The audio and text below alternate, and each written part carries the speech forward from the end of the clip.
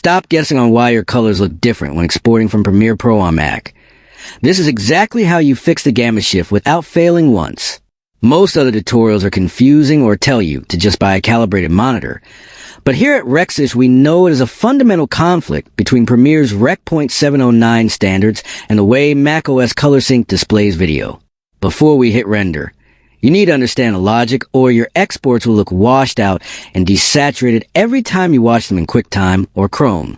We're going to do this hand in hand and step by step. So your colors look identical on every Apple device. The problem is that Premiere defaults to a 2.4 gamma, while macOS uses a 1.96 gamma, causing that infamous faded look the moment you leave the app. This is the authority fix from Rexish that guarantees your professional grading stays intact.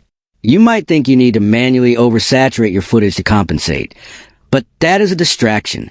The secret trick that other creators missed is using the official Adobe Gamma Compensation LUT during the export process, which applies a specific offset that perfectly counteracts the macOS shift without ruining the file for other players.